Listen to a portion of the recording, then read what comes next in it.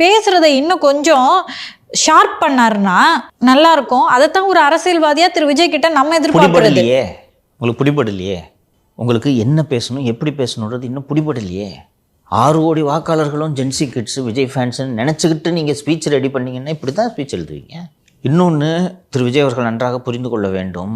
நீங்கள் பேசுறது நல்லாயிருக்கு, சிவப்பாக கலராக இருந்தார் அப்படின்னு சொல்லிட்டாங்க. அந்த சிவப்பாக கலராக இருக்கிறவர் 234 தொகுதியில் நிற்க போகிறதில்ல. இப்போ இந்த பட்டினப்பாக்கம் தொகுதிக்கு சிவப்பாக கலராக இருக்கிற ஒரு வேட்பாளர்னா மொத்த பேரும் ஓட்டு போட்டுறாங்க. எங்கள் எதிர்க்கு நிற்க எவனுமே ஜெயிக்க மாட்டேங்க. நான் சொல்கிறேங்க, there is nobody to match Vijay. எல்லா தொகுதியிலையும் சிவப்பாக கலராக இருக்கிறவரால் நிற்க முடியுமா?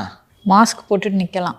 அப்போது என் ரெப்ரசன்டேட்டிவ்ஸ் இவங்களுக்கு ஓட்டு போடுங்கன்ட்டு என்னை எப்படி கன்வின்ஸ் பண்ணுவீங்க? நான் வில்லிவாக்கத்தில் இருக்கும்போது லோக்கல் இஷ்யூஸை பார்ப்பேன். அதை இந்த பையனா இந்த தொகுதி பிரச்சனைலாம் சரி பண்ண போது இது சரியாக வராது, இது படத்துக்கு கொடி கட்டுற தம்பி, இது இன்னொன்று இவரெல்லாம் தூக்கி பாக்கெட்டில் போடுறதுக்கு அங்கே 2 கட்சி ரெடியாக இருக்குது. நாள் ஆக ஆக உங்கள் ட்ராக்ஷன் குறையும். இப்போ கிட்டத்தட்ட ஒரு 8வது 9வது நிகழ்ச்சி. சினிமாட்டிக் ஸ்பீச்சை தாண்டி விஜய்கிட்ட ஒன்றும் இல்லைன்றது இன்றைக்கி ஆயிடுச்சா? அந்த என்ன பேச போகிறார்ன்ற பரபரப்பு இருக்கா? இப்போ அடுத்த மீட்டிங்கில் என்ன பேச போகிறான்னு நான் இப்போவே சொல்லுவேன்.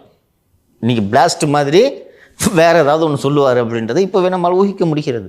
அது பிடிபடலை சார். குகைக்குள்ளே இருந்து ஒரு சிங்கத்தோட நிழல் வருது. அது அப்படியே கொஞ்சம் கொஞ்சமாக வந்து வெளியே வரும்போது ஒரு சிங்க குட்டி வந்துட்டு இருக்கா மாதிரியான உணர்வு இருக்குது சார். அதுதான் பஸ்ட் ஆகிட்டு இருக்கு அந்த இமேஜ்.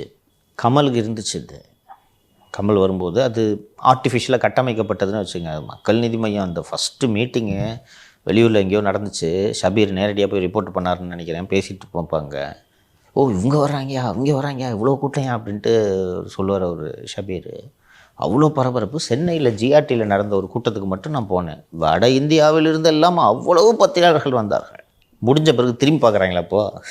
ஸோ கமல் ஜெயிக்கிற நிலைமைக்கு வந்தார் கோவையில். அது வேலுமணி அவர்களால் மண்ணை கவினார்னு வச்சுங்க. கமல் கிட்டத்தட்ட ஜெயிக்கிற அளவுக்கு வெற்றிக்கு கிட்ட வந்துட்டார்.